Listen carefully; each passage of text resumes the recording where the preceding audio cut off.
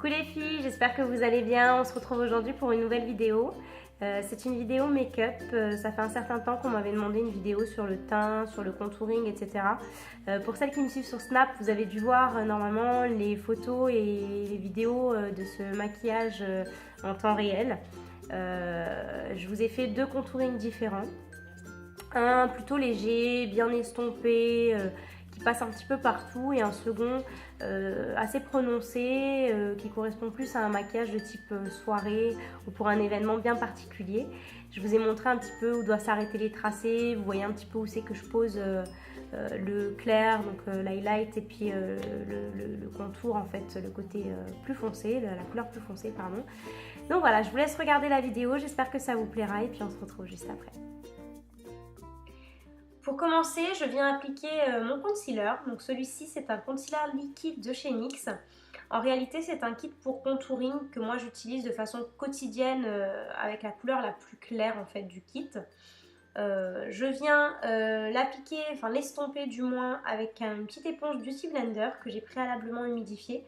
Ça permet en fait de mieux travailler la matière et d'avoir un rendu vraiment naturel par la suite. Pour travailler avec ce genre de matériel, il faut vraiment tapoter délicatement pour pas écraser la matière et pour pas que ça fasse de paquet et que ça soit vraiment très naturel à la fin. Par la suite, je viens prendre mon fond de teint avec un pinceau à fond de teint à poils synthétique et je viens l'appliquer sur mon visage. Bon, cette teinte est un petit peu trop claire pour moi, mais on va rattraper ça par la suite avec le contouring. Et là, les choses sérieuses commencent. Du coup, on débute le contouring. Là, j'utilise un stick, un fond de teint en stick, pardon, de chez Je m'aime Maybelline.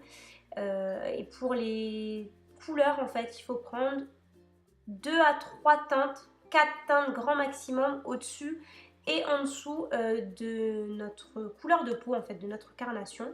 Et donc là, j'utilise en fait une couleur pour les peaux de type caucasien. Et je pose la couleur la plus claire sur des points stratégiques, les cernes, le front, le nez, pour les illuminer et pour avoir un effet vraiment flawless à la fin du maquillage. Et maintenant, arrêtez tout! La grimace du poisson.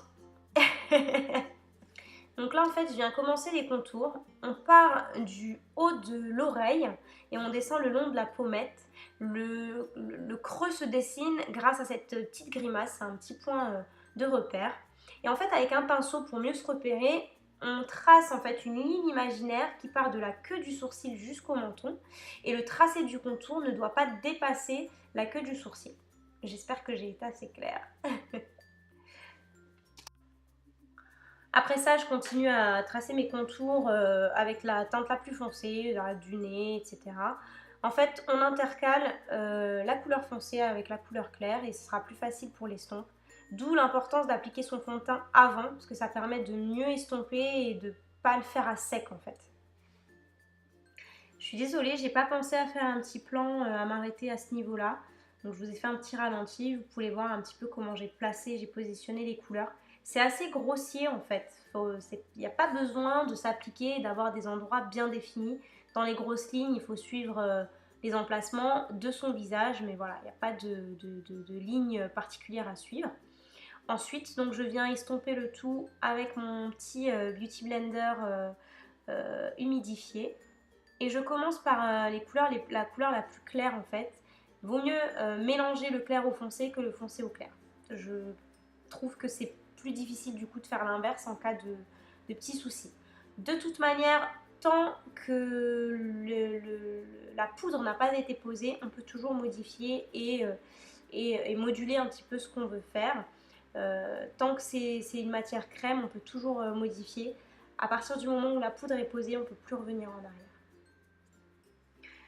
Donc voilà, après je viens terminer mon travail d'estompe. C'est un travail qui n'est pas très fastidieux en soi. Par contre, bon, il demande un petit peu de patience. Il ne faut pas y aller trop vite, il faut bien tapoter et on aura un rendu naturel à la fin. J'ai pas fait non plus de plan spécial pour vous montrer le résultat. Mais bon, là, vous pouvez voir que c'est un contouring relativement léger, pas très prononcé. Par la suite, on passe au second maquillage, celui qui est un petit peu plus prononcé. Je viens prendre mon anti-cerne de chez NYX que j'ai utilisé en début de vidéo parce que la teinte est plus foncée. Du coup, ça me permettra de mieux définir les zones d'application et d'avoir un rendu beaucoup plus intense à la fin. Attention, repoisson. Donc on n'est pas obligé de la faire cette grimace, hein. C'est vraiment juste un moyen, comme d'autres peuvent exister, pour mieux se repérer. Donc là on part vraiment bien du haut de l'oreille et je suis mon petit repère qui me mène de l'extrémité de mon sourcil jusqu'à ma mâchoire pour arrêter mon tracé. Donc après, comme tout à l'heure, je viens poser ma teinte foncée entre la teinte claire, j'intercale le tout sur les zones stratégiques pour bien estomper tout à l'heure.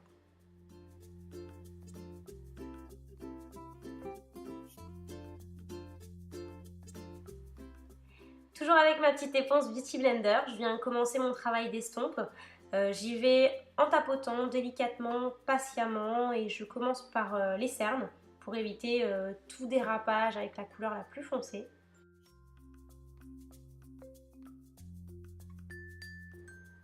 Donc, par contre, il y a une chose que je n'ai pas précisé lors du premier contouring. Quand on estompe, ça étire la matière. Donc c'est pour ça en fait qu'on ne dépasse pas la queue du sourcil à l'application parce que sinon ça va faire trop, ça ira trop loin et ce ne sera pas naturel du tout. Le but c'est vraiment d'avoir un maquillage intense mais relativement naturel si je puis dire. Après, je pense que j'insisterai jamais assez, que les autres personnes, les autres filles sur YouTube n'insisteront jamais assez. L'estompe, c'est super important, il faut être patient, il faut vraiment estomper son maquillage. Quand c'est des matières qui sont crème ou liquides, on peut toujours moduler, modifier, ajouter, estomper. Par contre, à partir du moment où on pose la poudre, vraiment, on ne peut plus rien y faire. Et c'est pour ça que c'est super important parce que des fois, on se dit « Oh, c'est pas grave, on va poser la poudre », mais derrière, ça se voit. Sur des photos, avec les flashs ou pas, ça se voit. Donc vraiment important, estompez bien votre maquillage. Une fois que le travail d'estompe est terminé, je viens appliquer ma poudre. Donc pour l'highlight, j'utilise la Banana Powder de chez Ben Nye, rendue célèbre par Kim Kardashian. Elle est super, franchement c'est la meilleure poudre que j'ai pu utiliser pour le contouring et pour juste l'anti-cerne, enfin pour mettre par-dessus l'anti-cerne. Par contre c'est une poudre qui nécessite de rester posée et d'agir un petit moment. Donc je la pose, je la laisse agir, je pose une autre poudre de chez Ben Nye dans une autre teinte, donc dans celle qui correspond à mon contour. Là je crois que c'est la Sienna. Donc j'utilise un petit pinceau, je la pose comme ça et je laisse agir un petit peu. Ensuite je vais faire mon maquillage de mes lèvres. Je prends un pinceau sans matière, je balaye le tout. Je peux faire des ajustements s'il y a besoin avec une poudre de la couleur de mon fond de teint. J'ai appliqué mon blush et puis voilà le résultat.